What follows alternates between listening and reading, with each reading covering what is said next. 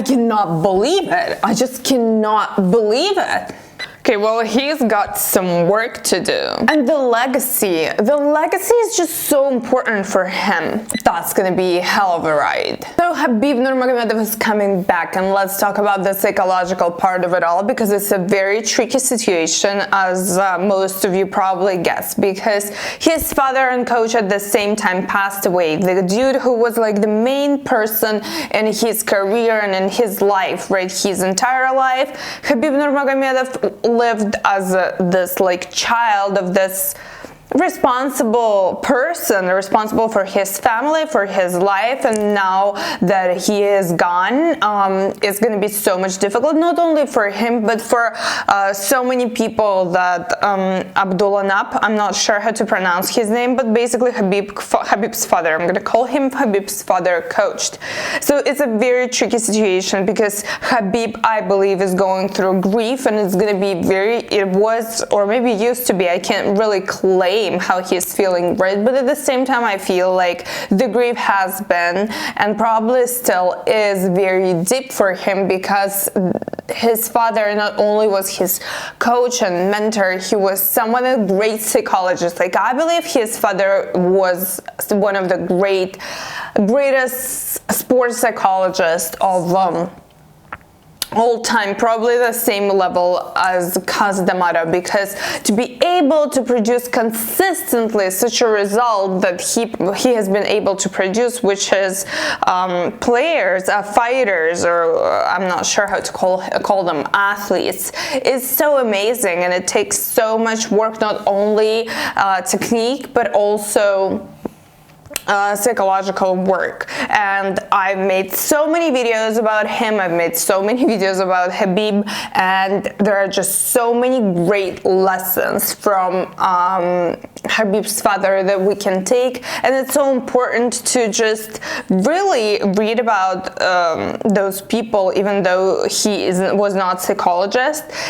He just he is this person who just knows what he needs to tell his players and how to raise champions and all that good stuff. But let's come back to Khabib, and he is in this very tricky situation, I believe, because now that his source of confidence really, I believe, is gone, now he has to be an adult. And I almost wanna make a parallel between Khabib Nurmagomedov and Mike Tyson a little bit, simply because Mike Tyson was in a kind of similar situation when D'Amato passed away, who was his main mentor and this big support system, his main psychologist in his life. But there is a very big difference about Khabib and Mike Tyson. Mike Tyson's coach, I believe, passed away when he was around 1920. I believe Khabib is over 30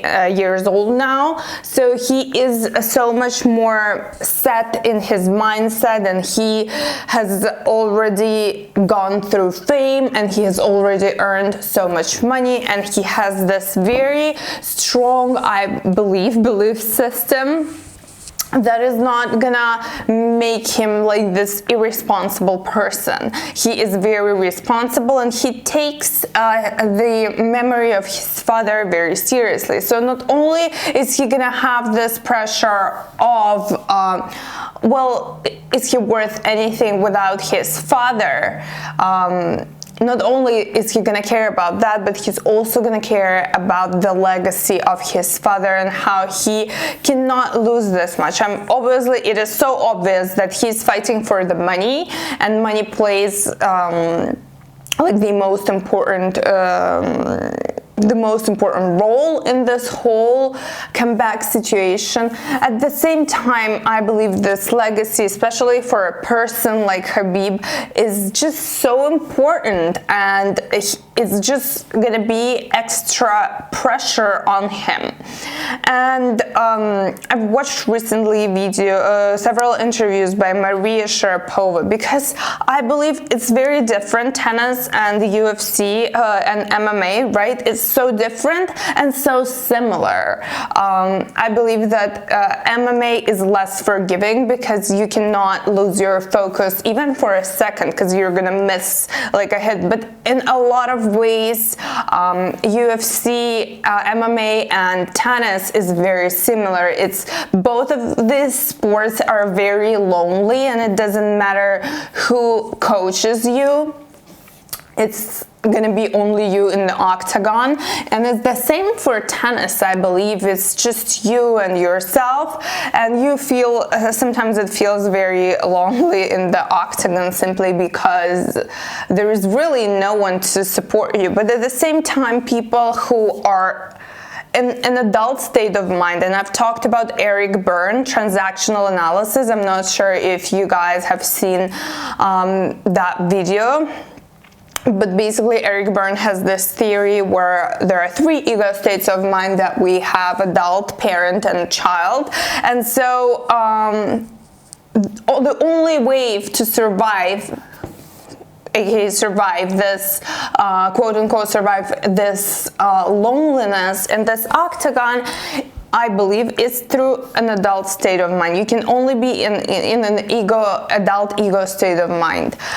And that's what, for example, Sharapova, I've started talking about Sharapova and her interview that I've watched, and that's what she basically was saying, that she loves the feeling of the pressure.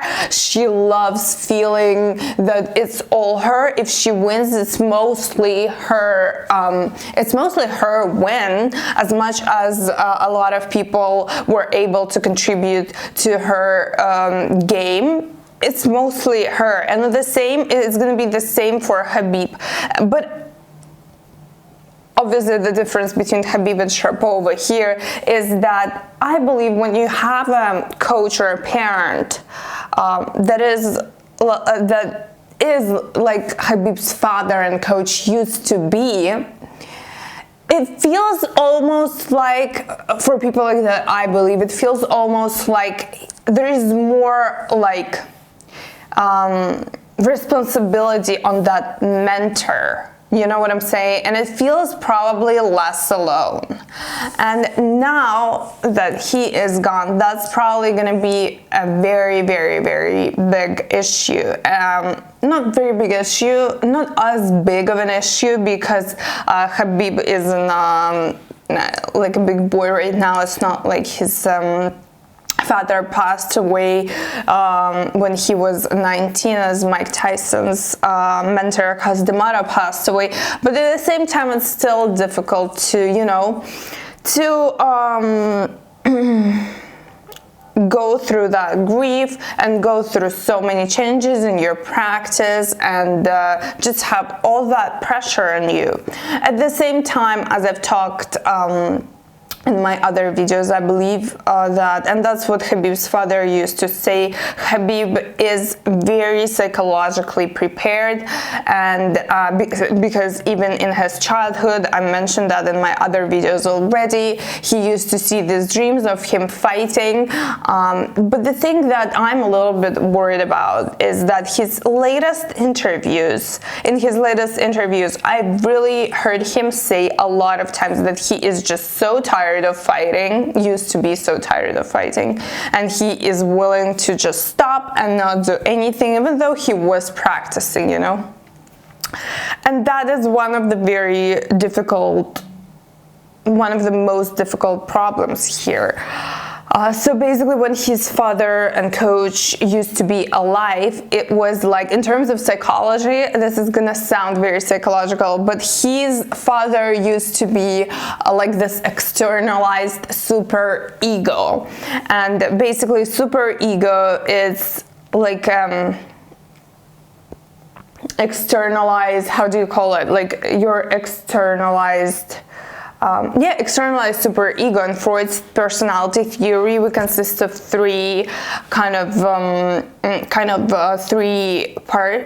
of ourselves. One is the super ego, ego and id, right? And the super ego is basically, it's the same as Eric Berne's parent state of mind, right? So there was this externalized super ego that used to control Khabib's discipline, right? And it's just so much easier when you have that type of person. And sometimes I wish I had this type of person who would have told me, oh, you have to wake up at 6 a.m. or oh, you have to do this now, because sometimes there isn't enough super ego in you. At the same time, Khabib, as I've already mentioned, is already like a big boy, so he has been able to already ingrain into his character this type of approach to practice. But yeah, I was saying that he really did complain about how hard it was, this professional sport, how hard it was on him, and how he really does not want to, practice anymore, and how he really is looking forward to taking this time off. And if money is the only reason why he's doing this, it's going to be a huge problem, because money don't have, if you don't have like this real internal motivation and meaning to what you're doing, which is like what's his name, Viktor Frankl's theory now, logotherapy. If you guys haven't heard, logotherapy is the therapy that was developed by Viktor Frankl, and logos means meaning in Latin, and so if there is lack of meaning to something, you're not willing to go through suffering, and preparation for the fight is pure suffering, I believe. There's not too much fun to do in it, right? So if there is no meaning for him in what he is doing other than money, then it's just, I think there could be a very sad ending to his decision to come back to UFC. But if his meaning, the meaning of what he is doing, like the meaning of this comeback, is like something that is very deep and very important for him, then I believe he has got, obviously he's got everything. He has already been champion. He knows it all. He has years, decades of practicing with his father, and probably one of the greatest coaches in this kind of UFC sambo field, and he obviously has everything. But if I was his therapist, that's what I would have worked with him on, I would try to focus on him going through this grief process. I would focus on him being in this adult state of mind and taking more responsibility and maybe more pressure than he used to. And I'd really focus on finding the real meaning to why he's fighting, why is he going through that much suffering, and what's the deeper and more important internal meaning to what he is doing. Thank you so much for watching. Do not forget to subscribe. And I'll see you in my next video.